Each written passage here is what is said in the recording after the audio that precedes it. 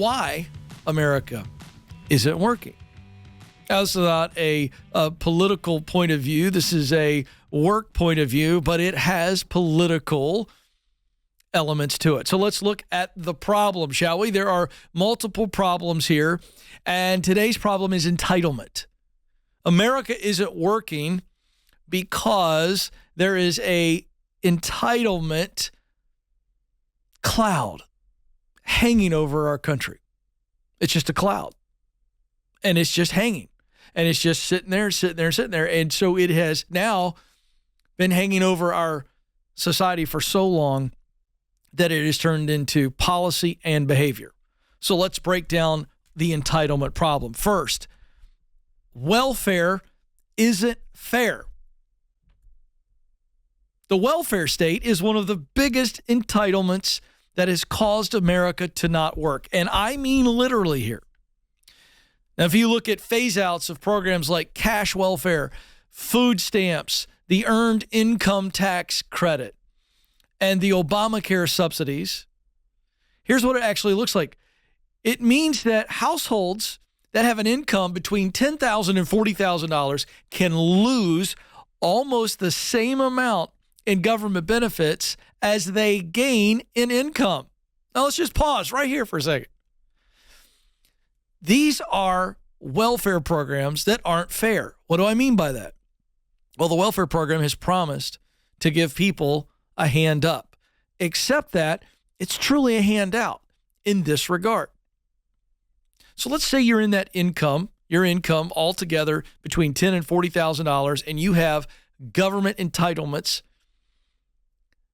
If you actually get your life in a better situation and you begin to earn more money, as you earn more money, you lose all of these benefits that you had. And when you have been in a situation where you have largely existed off of government subsidies, entitlements, it is a powerful, powerful hurdle for the mind to get over.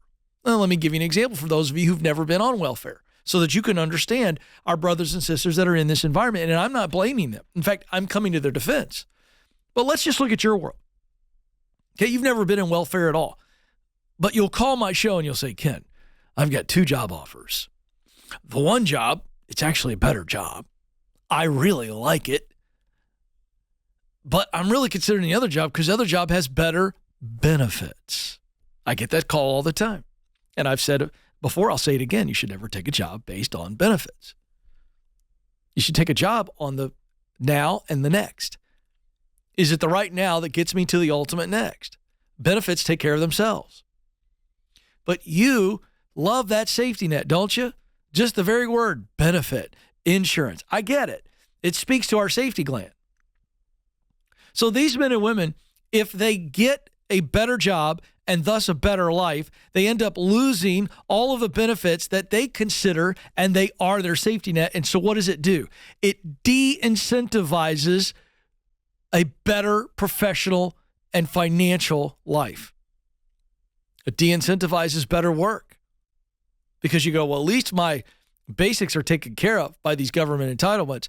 And if I move on, I lose all of those things. I'm penalized by getting out of the situation. That is the psychology.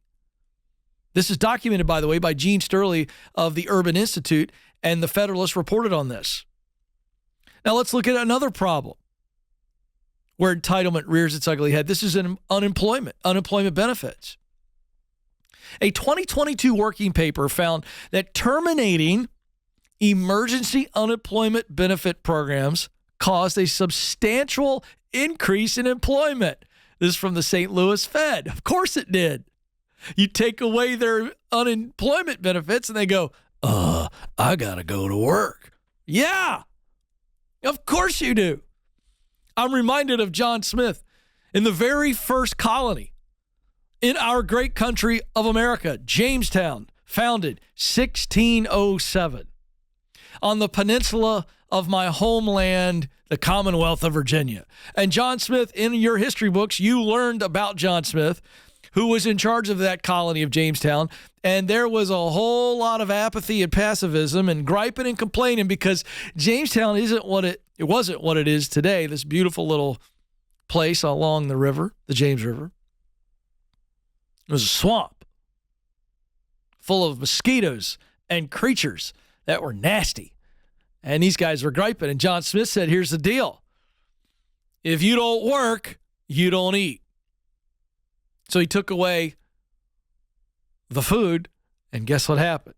They started working. Take away the emergency unemployment benefits they're just government handouts.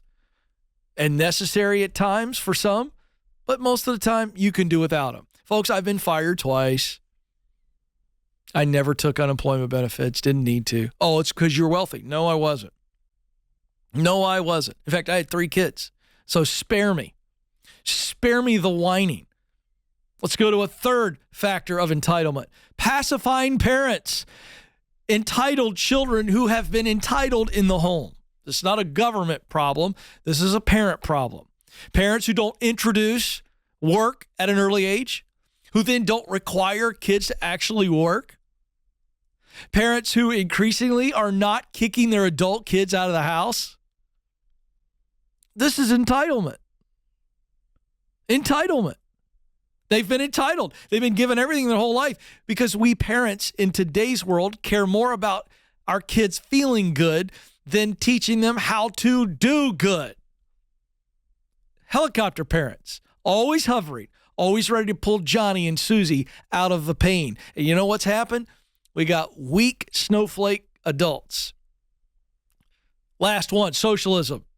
The popularity of socialism, which is an absolute ideology from the pit of hell that leads to communism and the repression of men and women all around the globe. In 2019, listen to this, 39% of all U.S. adults viewed socialism positively. Of course they did, because the sneaky part of socialism is we just give from the government, other words, entitlements, and get people weaned on them, get people an appetite for them, scare them half to death. The almighty government comes to help. Now that number has ticked up to 41% according to Axios. 41% of Americans view socialism as positive. Let me tell you what that sets up for and why America isn't working, because there are a lot of people that are just waiting for universal income to become a thing. And in the United States right now, you look it up. You don't believe me? Look it up. There are multiple municipalities in this country that are trying out universal basic income. And obviously they always promise it to the poorest of us with the idea that it's going to be for the rest of us. Let me tell you something. We got to cut the tether to government. Less government, more community and faith-based local businesses and people taking care of the least of us. That is work, and work helps. Work is good. Don't rely on the government.